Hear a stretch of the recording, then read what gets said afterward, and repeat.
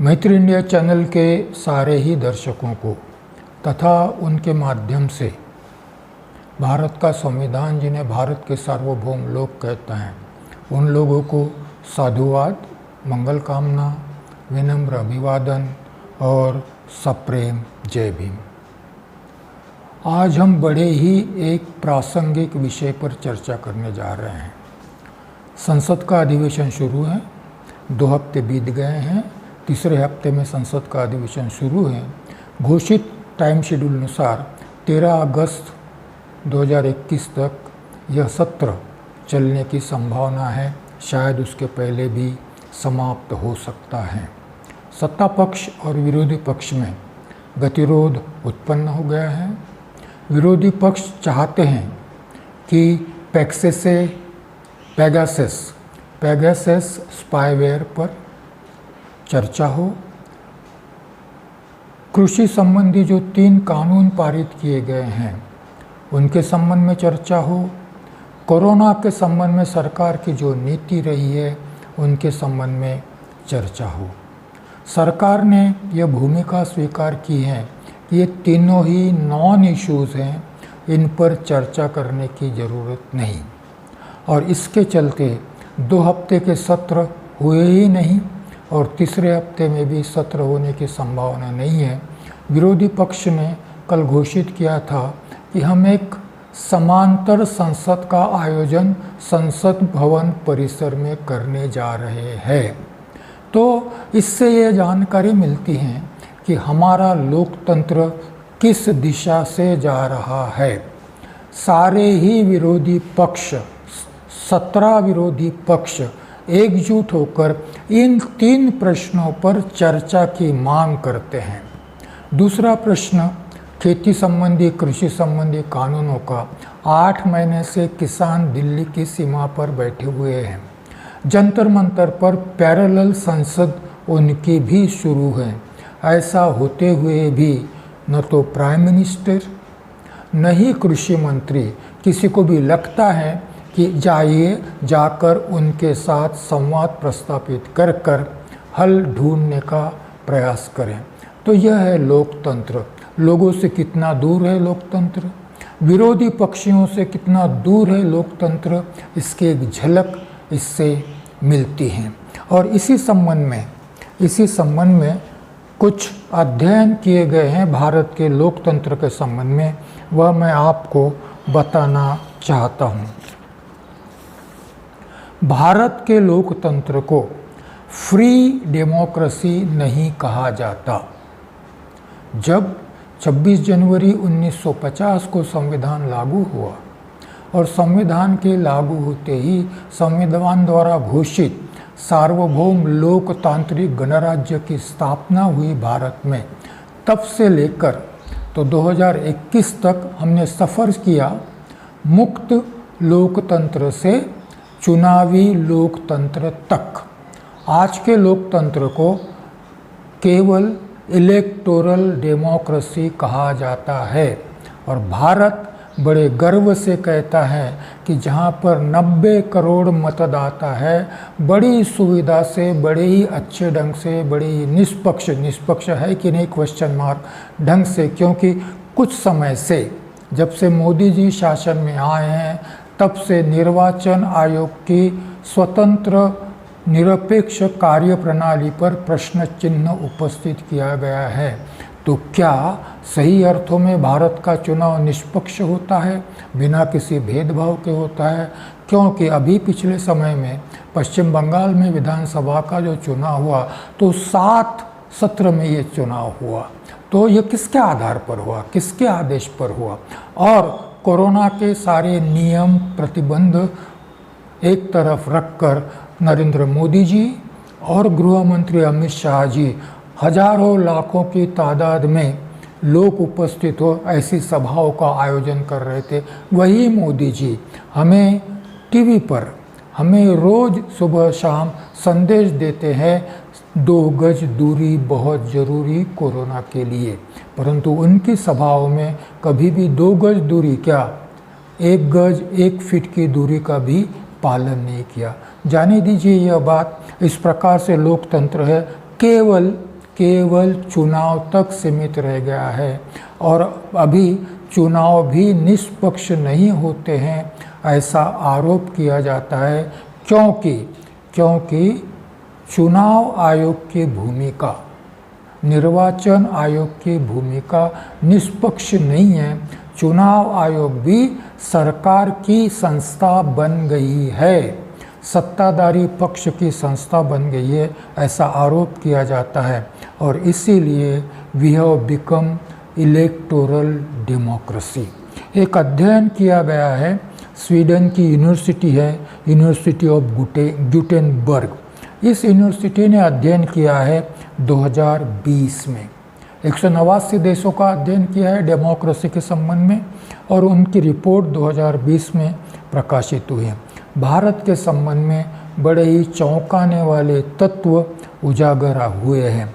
पहली बात तो यह कि उन्होंने कुछ सूचकांक स्थापित किए थे। उसके आधार पर 2009 और 2020 में भारत की क्या स्थिति है, इसकी तुलना की गई है। लिबरल डेमोक्रेटिक इंडेक्स, उदारवादी लोकतांत्रिक सूचकांक, इस पर 2009 में भारत की रेटिंग 0.55 थी और 2019 में घटकर 0.36 हो गई है। विस्तार में जाने की ज़रूरत नहीं। सिविल लिबर्टीज़ इंडेक्स, नागरिक स्वतंत्रता सूचकांक, 2009 में 0.75 था, 2019 में घटकर 0.59 हो गया है। एकेडमिक फ्रीडम इंडेक्स, बुद्धिजीवियों के अभिव्यक्ति स्वतंत्रता का सूचकांक। बुद्धिजीवी डर रहे हैं, डर की साया में जी रहे हैं। बुद्धिजीवियों को डर है कि कहीं भी सरकार के विरोधी कोई भी बात कही जाए, सरकार UAPA के अंतर्गत कितने साल तक जेल में बंद कर रखेगी, कुछ निश्चित नहीं है। पत्रकारों पर, बुद्धिजीवियों पर, एक्टिविस्ट कहलाने जाने वाले कार्यकर्ताओं पर और विरोधी पक्ष के नेताओं पर, जैसा मैंने कहा है कि पेगासस स्पाईवेयर के माध्यम से निगरानी रखी जा रही है, ऐसे इंटरनेशनल रिपोर्ट्स हैं जो इंटरनेशनल निष्पक्ष एजेंसी ने प्रस्तुत किए हैं। भारत सरकार इसको मानने को तैयार नहीं है। फ्रांस में इसकी इंक्वायरी शुरू हो चुकी है, अन्य देशों में इसके इंक्वायरी शुरू हो चुकी है। जहाँ से यह निर्मित है, इसराइल में भी इसकी इंक्वायरी शुरू हो चुकी है, परंतु भारत सरकार के लिए यह नॉन इश्यू है। एक ही सवाल पूछ रहे हैं विरोधी पक्ष, क्या भारत सरकार ने यह स्पाईवेयर खरीदा है? एक ही सवाल है, क्योंकि इस स्पाईवेयर के जनक यह दावा करते हैं कि हम यह स्पाईवेयर केवल सरकारों को बेचते हैं। विरोधी पक्ष सिर्फ एक सवाल पूछ रहे हैं कि क्या यह स्पाईवेयर भारत ने खरीदा है? जब से सवाल उपस्थित किए जा रहे हैं, सरकार न तो इसका जवाब हाँ में देती है और न ही सरकार इसका जवाब ना में देती है। क्या कारण है?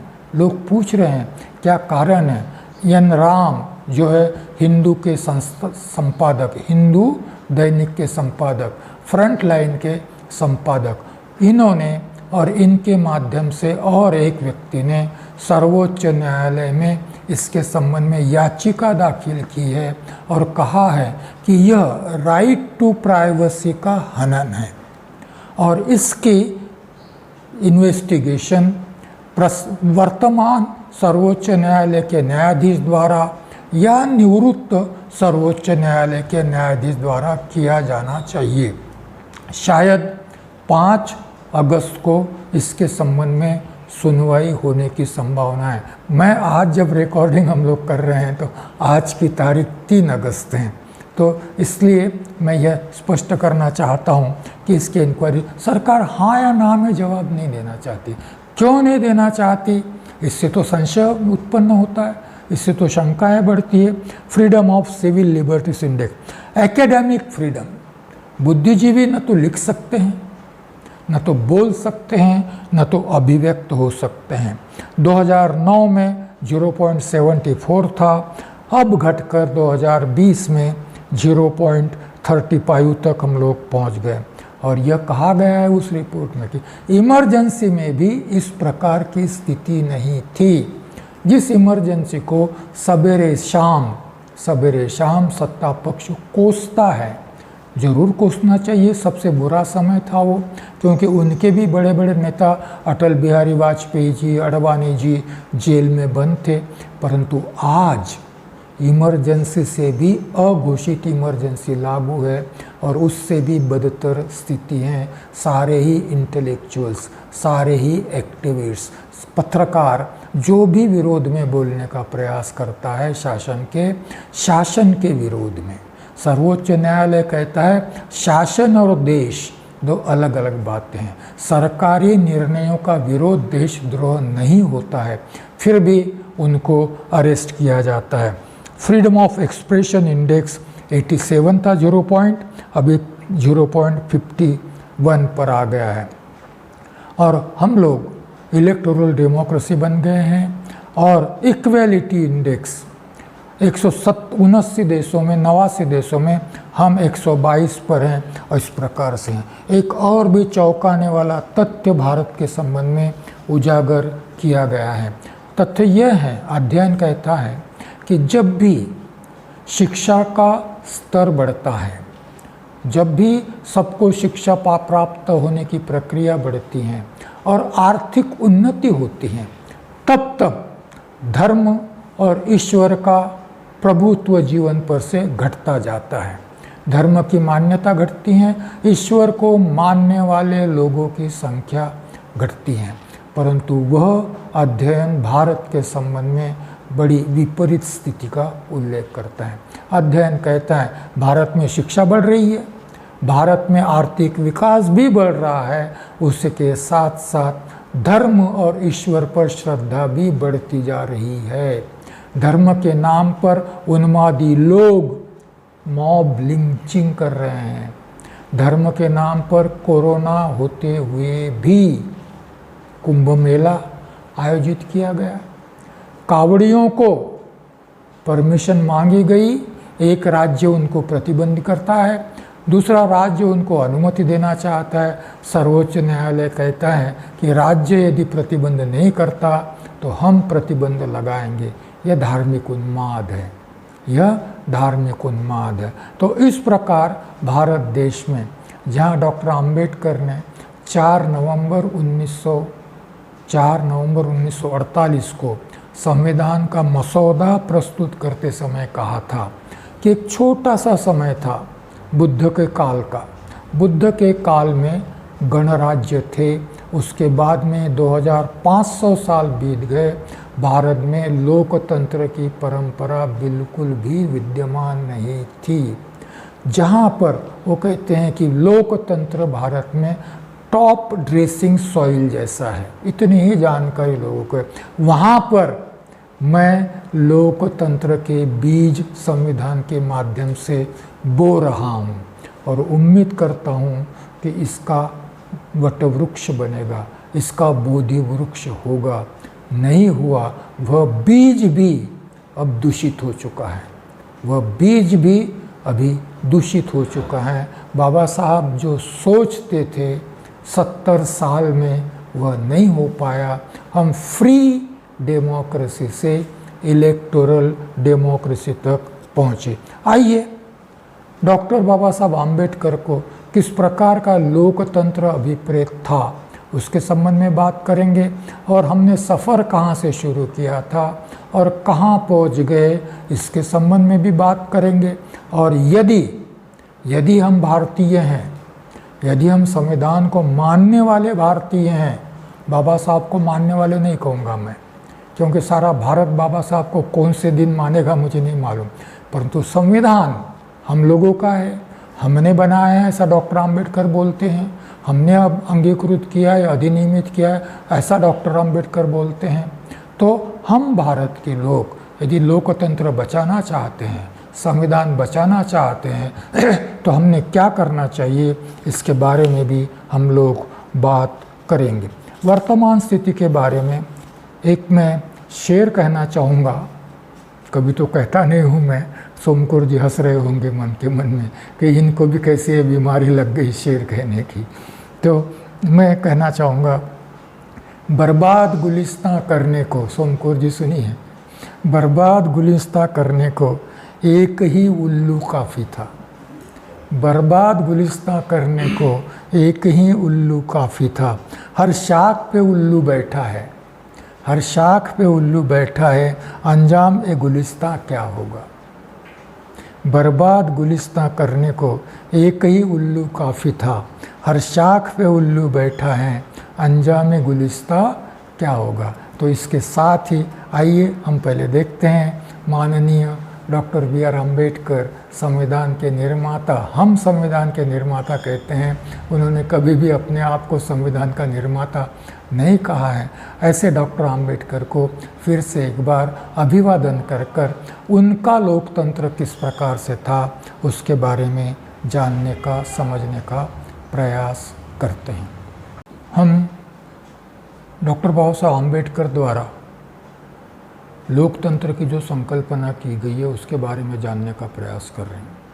यह संकल्पना भारत के संविधान के माध्यम से भारत में लोकतंत्र की स्थापना से मूर्त रूप में आई हुई है। इस लोकतंत्र को समझना है, इस लोकतंत्र को जानना है तो सर्वप्रथम हमें भारतीय होना पड़ेगा।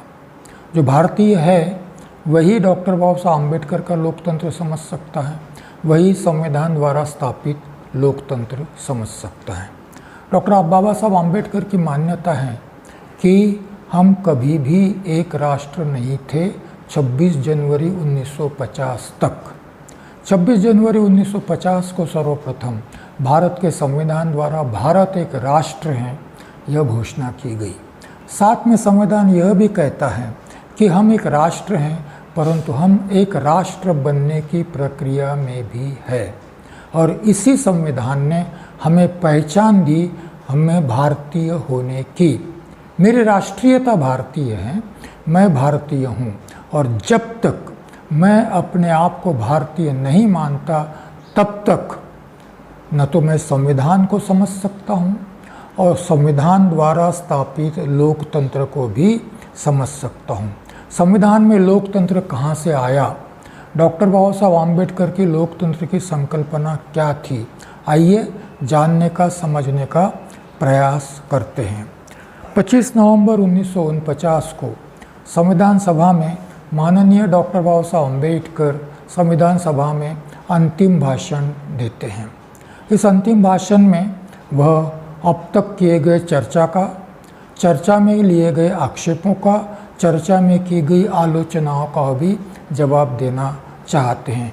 एक आलोचना यह भी थी कि यह लोकतंत्र हमने विदेशों से, विशेषतः पश्चिम के देशों से आयात किया है।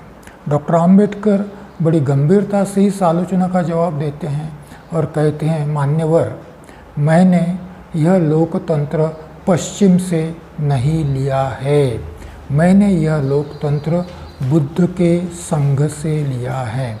वह कहते हैं कि 2500 साल पहले कपिलवस्तु गणराज्य था। कपिलवस्तु में पार्लियामेंट थी जिसको संथागार कहा जाता था।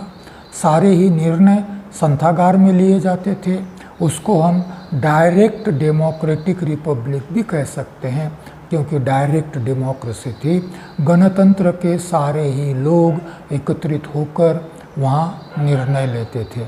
सिद्धार्थ के गृह निष्क्रमण का निर्णय भी संथागार में ही किया गया था, यह हम सब लोग जानते हैं। डॉक्टर बाबा साहब अम्बेडकर कहते हैं कि मैंने बुद्ध के संघ से यह लोकतंत्र और पर्टिकुलरली विशेषतः सांसदीय लोकतंत्र की संकल्पना ली है। उनके लिए बुद्ध का संघ यह संसदीय लोकतंत्र के अलावा और कुछ भी नहीं था। तो ऐसे मैं लोकतंत्र के आद्य प्रवर्तक कहूँगा तथागत गौतम बुद्ध को, और लोकतंत्र के आद्य प्रवर्तक तथागत गौतम बुद्ध को मैं इस प्रसंग में नमन करना चाहता हूँ, उनको मैं नमन करता हूँ। डॉक्टर अंबेडकर 1919 में सर्वप्रथम साउथ बरो आयोग के संबंध, साउथ बरो समिति के संबंध अपने साक्ष्य प्रस्तुत करते हैं। साउथ बरो समिति के समक्ष साक्ष्य प्रस्तुत करते समय वह मांग करते हैं कि अछूतों को भी मताधिकार दिया जाए। प्रत्यक्ष डेमोक्रेसी की मांग नहीं करते, क्योंकि डेमोक्रेसी यह स्वतंत्र देश में होती है, स्वतंत्र राष्ट्र में होती है। हम ब्रिटिशों के अधीन थे और ब्रिटिशों ने यहाँ पर औपनिवेशिक स्वराज्य स्थापना की प्रक्रिया आरंभ की थी। कुछ लोगों को वोटिंग राइट्स दिए गए थे और उनके माध्यम से लोगों को शासन प्रशासन में सहभागिता के लिए आमंत्रित किया गया था। अछूतों को मताधिकार नहीं था। डॉक्टर अंबेडकर मताधिकार मांगते हैं। यह थी शुरुआत कि स्वतंत्र भारत में डेमोक्रेसी की स्थापना हो। इस और मैं सीधा बाद में 1928 में साइमन कमीशन भी आया है, एक कदम आगे बढ़ते हैं डॉक्टर अंबेडकर और वहाँ पर डेमोक्रेसी की बात करते हैं, मताधिकार की बात करते हैं। केवल अछूतों के लिए नहीं, तो मताधिकार सारे स्त्री पुरुषों को मिले, इसकी भी बात करते हैं। आदिवासियों को भी मिले, इसकी भी बात करते हैं। और उस समय के भारत के प्रतिनिधि, औपनिवेशिक स्वराज मांगने वाले प्रतिनिधि, इस प्रकार के मताधिकार का विरोध भी करते हैं, क्योंकि डेमोक्रेटिक परंपरा भारत में थी ही नहीं। उसके बाद में सबसे महत्वपूर्ण पड़ाव आता है, वह है गोलमेज परिषद 1930-1932 का। डॉक्टर अंबेडकर स्पष्टतया कहते हैं ब्रिटिशों को, we don't want your bureaucratic government, we want government of the people, by the people and for the people. क्या मतलब होता है इसका? ब्रिटिश प्रधानमंत्री सामने बैठे हुए हैं। इंग्लैंड में, लंदन में यह कॉन्फ्रेंस हो रही है और वहाँ पर डॉक्टर अंबेडकर कहते हैं, we don't want your bureaucratic government, आपकी नौकरशाही सरकार हमें नहीं चाहिए, हमें लोकतांत्रिक सरकार चाहिए। लोगों द्वारा लोगों के लिए सरकार चाहिए। We want government of the people, by the people and for the people. यह है डेमोक्रेसी की बात, डॉक्टर अंबेडकर कहते हैं। और इस प्रकार से डेमोक्रेसी की मांग डॉक्टर अंबेडकर करते हैं। इसमें 3 बातें समाहित हैं।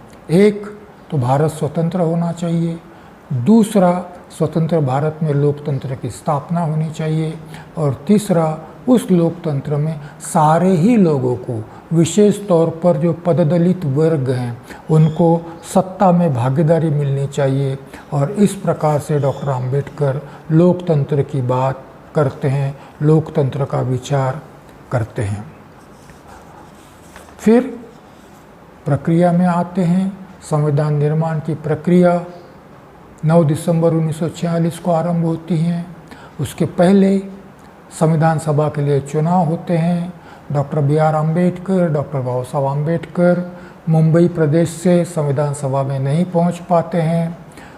बंगाल से, पश्चिम बंगाल नहीं, उस समय अभी विभाजन होना बाकी था, बंगाल से जोगीनाथ मंडल जी उनके लिए प्रयास करते हैं और डॉक्टर अम्बेडकर संविधान सभा में पहुंच जाते हैं। और संविधान सभा में पहुंचने के बाद संविधान सभा के माध्यम से संविधान के निर्माण की प्रक्रिया आरंभ होती है।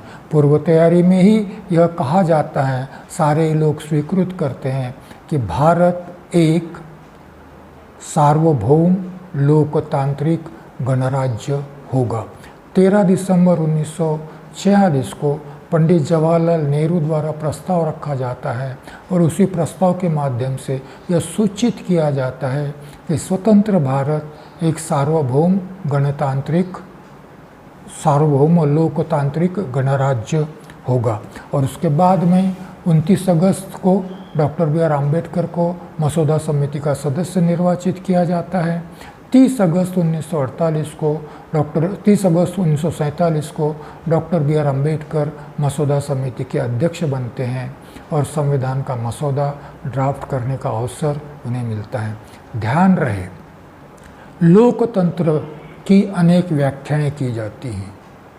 लोकतंत्र की एक कॉमन व्याख्या नहीं है। लोकतंत्र भी अलग अलग देशों में अलग अलग प्रकार का है। दुनिया में विशेष तौर पर 2 प्रणालियां सबसे अधिक प्रचलित हैं। एक तो अमेरिका की प्रणाली है जिसको कहते हैं अध्यक्षीय प्रणाली, प्रेसिडेंशियल सिस्टम ऑफ डेमोक्रेसी या प्रेसिडेंशियल सिस्टम ऑफ गवर्नमेंट। दूसरी प्रणाली प्रचलित है इंग्लैंड की प्रणाली है जिसको कहते हैं सांसदीय प्रणाली या पार्लियामेंट्री सिस्टम ऑफ डेमोक्रेसी या पार्लियामेंट्री सिस्टम ऑफ गवर्नमेंट। इसके अलावा भी फ्रांस में डेमोक्रेसी है परंतु वहाँ की डेमोक्रेसी अलग है। जर्मनी में डेमोक्रेसी है, वहाँ की डेमोक्रेसी अलग है। स्विट्ज़रलैंड में डेमोक्रेसी है, वहाँ की डेमोक्रेसी अलग है। अलग अलग देशों में अपने अपने देश, काल, परिस्थिति और लोगों की आशाएं, आकांक्षाएं, समस्याएं, संस्कार, संस्कृति, विशेषताएं, यह सारी बातों को ध्यान में रखकर अलग अलग देशों ने अपने अपने देशों में अलग अलग ढंग से डेमोक्रेसी विकसित की है। परंतु फंडामेंटल प्रिंसिपल्स जो है वह फंडामेंटल प्रिंसिपल्स सारे ही डेमोक्रेसी में समान हैं। कभी कभी बड़ा अचरज सा होता है कि रशिया भी कभी कभी अपने को डेमोक्रेटिक कंट्री कहता था, सोवियत सोशलिस्ट रिपब्लिक कहता था, union of Soviet socialist Republic. China भी अपने आप को रिपब्लिक कहता है, परंतु ये एक मान्यता है, सबको अच्छा लगता है शब्द अपने आप को रिपब्लिक कहना। परंतु डॉक्टर आम्बेडकर का जो लोकतंत्र है या लोकतंत्र की जो मान्यता है उसमें बेसिक प्रिंसिपल्स है समानता, स्वतंत्रता, बंधुता और न्याय। यह लोकतंत्र के मूल सिद्धांत माने जाते हैं। तो इसी सिद्धांतों के आधार पर डॉक्टर आम्बेडकर संविधान के माध्यम से भारत में लोकतंत्र की स्थापना के प्रयास कर रहे थे और वह प्रयास 26 नवंबर 1949 को जब संविधान का स्वीकार किया गया तो स्वीकृत हो गए। इस लोकतंत्र को बड़े ही सटीक ढंग से कम शब्दों में संविधान की उद्देशिका में स्पष्ट किया गया है। संविधान की उद्देशिका स्पष्टतया कहती है कि हम भारत के लोग भारत को सार्वभौम लोकतांत्रिक गणराज्य घोषित करते हैं। तो भारत क्या है अभी संविधान लागू होने के बाद? सार्वभौम लोकतांत्रिक गणराज्य। उसमें फिर जोड़ दिया गया है धर्मनिरपेक्ष समाजवादी।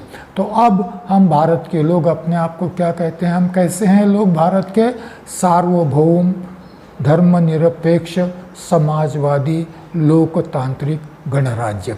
इस लोकतांत्रिक गणराज्य में भारत के सारे ही नागरिकों के लिए न्याय, सामाजिक, आर्थिक और राजनीतिक स्वतंत्रता, विचार, अभिव्यक्ति, उपासना, विश्वास और श्रद्धा की स्वतंत्रता, उपासना, श्रद्धा और विश्वास की स्वतंत्रता, समानता, दर्जा और अवसर की समानता, equality of status and opportunity.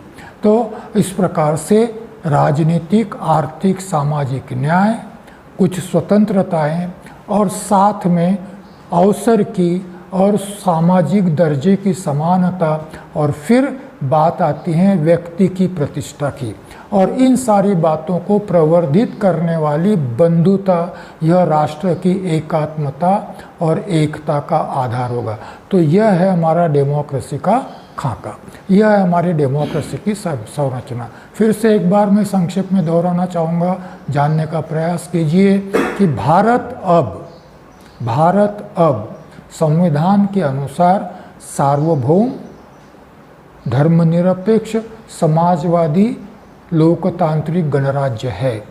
सारे ही भारत के नागरिकों के लिए इस गणराज्य में, लोकतांत्रिक गणराज्य में सामाजिक, आर्थिक, राजनीतिक न्याय की गारंटी दी गई है। सारे ही नागरिकों के लिए इस राज्य में विचार और अभिव्यक्ति की स्वतंत्रता के साथ साथ श्रद्धा, विश्वास और उपासना की स्वतंत्रता की गारंटी दी गई है। उसके बाद में अवसर की और सामाजिक स्थान की समानता की गारंटी दी गई है, व्यक्ति की प्रतिष्ठा की गारंटी दी गई है और राष्ट्र की एकता और एकात्मता अभंग रखने की, अखंड रखने की गारंटी दी गई है। और इन सारे चीज़ों को एक आधार मिले, इसके लिए बंधुता का पुरस्कार करने की भी गारंटी दी गई है। और इस प्रकार से भारत के लोकतांत्रिक गणराज्य की संकल्पना संविधान में की गई है। और यह इस प्रकार का यह नहीं था, आज भी नहीं है, परंतु ये संकल्प, और इसीलिए भारत के लोग कहते हैं कि हम आज दिनांक 26 नवंबर 1949 को इस प्रकार का लोकतांत्रिक गणराज्य निर्माण करने का संकल्प पूर्वक निर्धार कर हमारी इस संविधान सभा में हम इस संविधान को अंगीकृत करते हैं, अधिनियमित करते हैं और स्वयं को अर्पित भी करते हैं। तो यह है लोकतांत्रिक गणराज्य की डॉक्टर बाबा साहब आम्बेडकर की संकल्प, जिसमें लोग सार्वभौम हैं, लोग सर्वश्रेष्ठ हैं। इसीलिए संविधान का निर्माण न तो डॉक्टर बाबा साहब आम्बेडकर ने किया, ऐसा संविधान की उद्देशिका बोलती है, न तो संविधान सभा में किया, ऐसा उद्देशिका बोलती हैं। इसका निर्माण लोगों ने किया। इसका निर्माण किसने किया? लोगों ने किया। ऐसा सोचिए जरा कि लोगों द्वारा निर्वाचित संविधान सभा द्वारा निर्वाचित मसौदा समिति द्वारा निर्वाचित डॉक्टर बाबा साहब आम्बेडकर अध्यक्ष। कैसी श्रृंखला आई है? लोगों द्वारा निर्वाचित लोगों ने संविधान सभा निर्वाचित की और लोगों ने संविधान सभा को आदेश दिया कि हमारे लिए संविधान का निर्माण कीजिए। संविधान सभा ने मसौदा समिति निर्माण की और मसौदा समिति को आदेश दिया कि आप लोगों की अपेक्षाओं के अनुसार संविधान का निर्माण कीजिए। मसौदा समिति ने डॉक्टर बी आर अम्बेडकर को अध्यक्ष निर्वाचित किया और कहा कि अब यह मसौदा समिति आपकी अध्यक्षता में लोगों को जैसा चाहिए वैसा संविधान का निर्माण करेगी। अंतिम बॉस कौन है? अंतिम सूत्रधार कौन है? अंतिम सूत्रचालक कौन है? संचालक कौन है? लोग है। और इसीलिए डॉक्टर अम्बेडकर कहते हैं कि उद्देशिका में हम भारत के लोग, डॉक्टर अम्बेडकर स्वयं भारत के लोग थे। डॉक्टर अम्बेडकर स्वयं भारत के लोग थे। डॉक्टर बाबा साहब अम्बेडकर को छोड़कर भारत के लोगों की संकल्पना नहीं है। संविधान सभा में बैठे हुए लोगों को छोड़कर भारत के लोगों की संकल्पना नहीं है। संविधान सभा में बैठे हुए सारे ही लोग डॉक्टर अम्बेडकर के साथ, नेहरू हो, राजेंद्र प्रसाद हो या और कोई हो, सारे ही लोगों का हिस्सा थे। और इसीलिए डॉक्टर अम्बेडकर ने स्वयं को लोग मानकर यह संविधान अंगीकृत किया, अधिनियमित किया और स्वयं को अर्पण किया, इस संकल्प के साथ कि उद्देशिका में दिए गए सिद्धांतों के आधार पर भारत में सार्वभौम लोकतांत्रिक गणराज्य की स्थापना करनी है। तो यह है भारत के संविधान के निर्माता डॉक्टर बी आर अम्बेडकर का लोकतांत्रिक गणराज्य का सपना।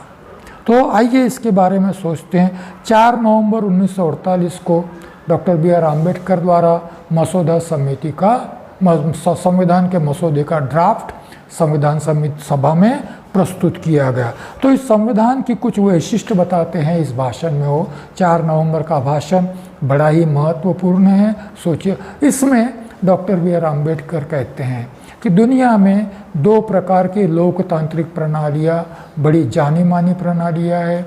एक अमेरिका की प्रणाली है जिसको हम अध्यक्षीय प्रणाली कहते हैं, दूसरी ब्रिटेन की प्रणाली है जिसको हम सांसदीय प्रणाली कहते हैं। दोनों की विशेषता यह है, संविधान के निर्माण के समय जिसको लोकतांत्रिक संविधान निर्माण करना है तो दो सवाल पूछे जाते हैं। एक सवाल यह होता है कि शासन का स्थायित्व, और दूसरा सवाल होता है शासन का उत्तरदायित्व। स्थायित्व और उत्तरदायित्व। डॉक्टर बाबा साहब अम्बेडकर कहते हैं दुनिया में ऐसी कोई भी लोकतांत्रिक प्रणाली विद्यमान नहीं है जिसमें स्थायित्व और उत्तरदायित्व इनमें बड़ा ही सटीक संतुलन हो। अमेरिका की जो प्रणाली है उसमें स्थायित्व अधिक है, 4 साल तक अध्यक्ष को अपने पद से हटाया नहीं जा सकता, परंतु उत्तरदायित्व कम है। सांसदीय प्रणाली में स्थायित्व कम है परंतु उत्तरदायित्व ज़्यादा है। सत्ता पक्ष का बहुमत नहीं हो पार्लियामेंट में तो सत्ता पक्ष को सत्ता का त्याग करना पड़ता है, इसको कहते हैं उत्तरदायित्व। डॉक्टर बाबा साहब आम्बेडकर कहते हैं कि भारत में मसौदा समिति ने सांसदीय लोकतंत्र की स्थापना का विचार सामने रखा है संविधान सभा की स्वीकृति के लिए, जो बाद में चलकर स्वीकृत किया, क्योंकि हम चाहते हैं कि शासन का स्थायित्व भले ही कम हो परंतु शासन लोगों के प्रति अधिक उत्तरदायी होना चाहिए, और इसीलिए हमने रखा। परंतु डॉक्टर बाबा साहब अम्बेडकर कहते हैं मैंने तो लोकतांत्रिक गणराज्य की संकल्पना संविधान के माध्यम से भारत में प्रस्तापित करने का प्रयास मैं कर रहा हूँ, परंतु इस देश में लोकतंत्र की परंपरा ही नहीं है। ऐसे स्थिति में यदि लोकतंत्र जिंदा रहना है तो कुछ बातों को स्वीकार करना होगा। पहली बात डॉक्टर बाबा साहब आम्बेडकर ये कहते हैं कि हम संविधान की नैतिकता को स्वीकार करना चाहिए। संविधान की नैतिकता का अर्थ यह होता है कि संविधान सर्वश्रेष्ठ है, संविधान सर्वोपरि है, संविधान से ऊपर कोई भी नहीं है। उदाहरण के तौर पर राष्ट्रपति संविधान द्वारा निर्मित पद है, प्रधानमंत्री संविधान द्वारा निर्मित पद है, संसद संविधान द्वारा निर्मित है, सर्वोच्च न्यायालय संविधान द्वारा निर्मित है, निर्वाचन आयोग जैसी संस्थाएं संविधान द्वारा निर्मित है, और इसीलिए इन सब के निर्माता होने के नाते संविधान का स्थान सर्वश्रेष्ठ है। भारत में लोकतंत्र जिंदा रहना है तो भारत के सारे ही लोगों ने संविधान की सर्वश्रेष्ठता सर्वोपरि है इसको स्वीकार करना होगा। सिर्फ स्वीकार करने से नहीं होता, उसमें जो सिद्धांत रखे गए हैं उन सिद्धांतों को भी इन लेटर एंड स्पिरिट, शब्द और भाव दोनों तरह से स्वीकार करना होगा और प्रामाणिकता से लागू करने के प्रयास करने पड़ेंगे। इसको कहते हैं संवैधानिक नैतिकता। संवैधानिक नैतिकता का अर्थ मैं भारत का नागरिक, संविधान सर्वोपरि है यह स्वीकार करता हूँ, संविधान में निहित सिद्धांत सर्वोपरि है यह स्वीकार करता हूँ, और उनको लागू करने के नैतिक प्रयास करने की जिम्मेदारी भी स्वीकार करता हूँ। जब शासन में बैठे लोग संविधान को सर्वोपरि मानते परंतु नहीं मानते, परंतु नहीं मानते, टेक्निकली मानते हैं, शब्दशः मानते हैं परंतु भाव रूप से नहीं मानते। यदि मानते होते तो 15 दिन से संसद चलाने की जिम्मेदारी सत्ता पक्षी होने के बाद भी संसद नहीं चल रही है। यह क्या संवैधानिक नैतिकता है? यह क्या संवैधानिक सांसदीय कार्यप्रणाली के संबंध में यह उचित आचरण है शासन का? तो हम मानते हैं परंतु फिर भी हम नहीं मानते।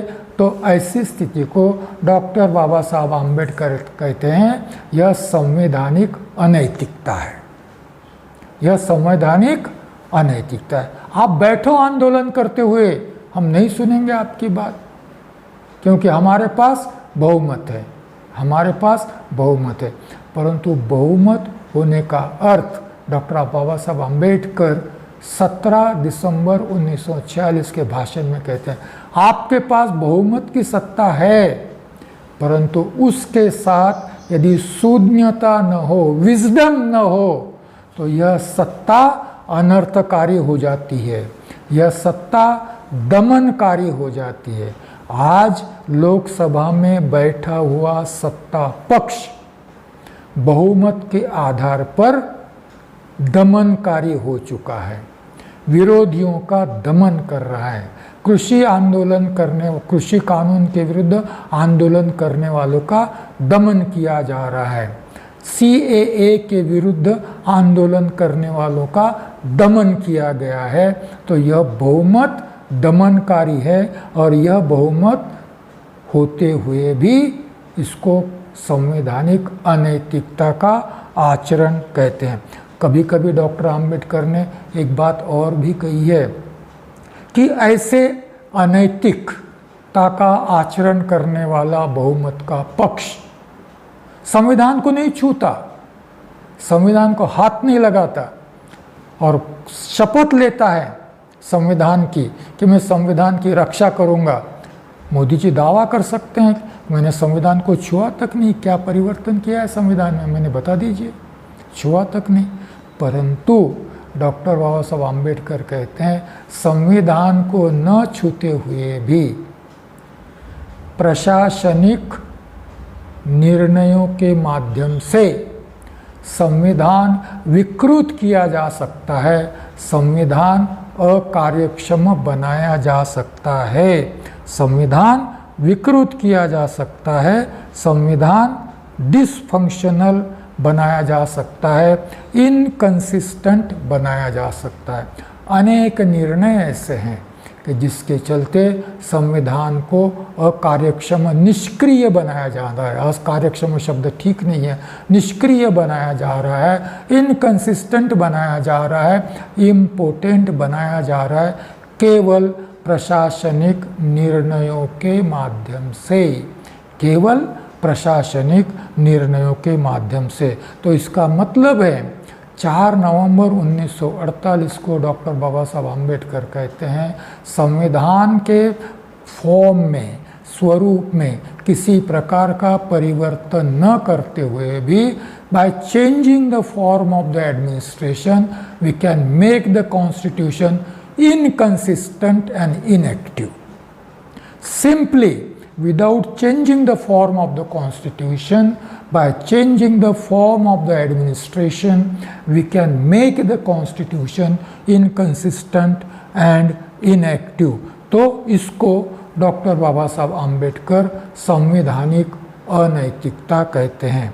और डॉक्टर बाबा साहब आम्बेडकर कहते हैं 2500 साल तक जिस देश में लोकतांत्रिक गणराज्य की परंपरा ही नहीं थी, वहाँ संविधान, संवैधानिक नैतिकता, लोकतंत्र लोग कैसे जानेंगे? यह नहीं जानते हैं, इसीलिए संवैधानिक नैतिकता है समाज में, ऐसा मानना गलत होगा, यह मान्यता गलत होगी। इसको लोगों के मन मस्तिष्क में इसके बीज बोने पड़ेंगे, इसका संवर्धन करना पड़ेगा। और इसीलिए डॉक्टर बाबा साहब आम्बेडकर कहते हैं लोगों को संवैधानिक नैतिकता सिखाना पड़ेगा, उनका प्रबोधन करना पड़ेगा।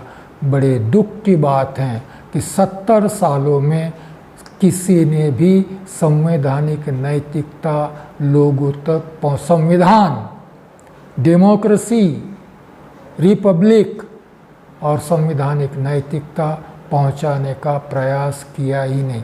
डॉक्टर आम्बेडकर के भाषण में 4 नवंबर 1948 के डॉक्टर बाबा साहब आम्बेडकर के भाषण में कॉन्स्टिट्यूशनल मोरालिटी यह शब्द आया है, कितने लोग इसको जानते हैं?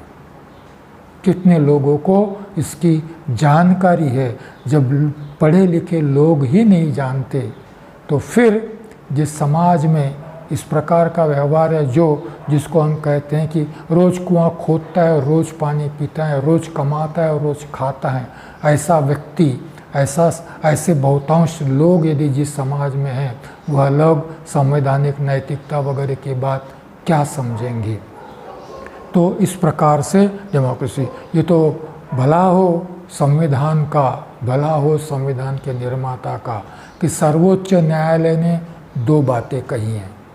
पहली बात तो यह कही है कि पार्लियामेंट को संविधान में संशोधन करने का अधिकार है, संविधान बदलने का अधिकार नहीं है।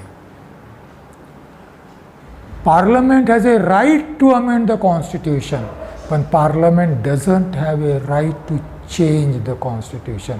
इसके विस्तार में मैं नहीं जाऊंगा, यह बुद्धिजीवियों के सोचने की बात है। दूसरी बात यह कहता है सर्वोच्च न्यायालय कि संविधान के 2 हिस्से हैं, एक जो पार्लियामेंट संशोधित कर सकती है और दूसरा पार्लियामेंट जिसको छू भी नहीं सकती। एक जिसमें जिस भाग में पार्लियामेंट संशोधन कर सकती है और दूसरा जो भाग है उसको पार्लियामेंट छू भी नहीं सकती, उसको सर्वोच्च न्यायालय कहता है basic structure of the constitution, basic structure of the constitution. और इसमें पहला आइटम है सुप्रीमसी ऑफ द कॉन्स्टिट्यूशन, संविधान के सर्वोच्च होने से कोई समझौता नहीं, कोई उसको छू नहीं सकता। और दूसरी बात है democratic republic character of the constitution, मतलब यह बात बदल नहीं सकती संसद भी, न तो संविधान की सर्वोच्चता खत्म कर सकती है संसद और न ही democratic republic character of the constitution बदल सकती हैं। बाद की बातें मैं बाद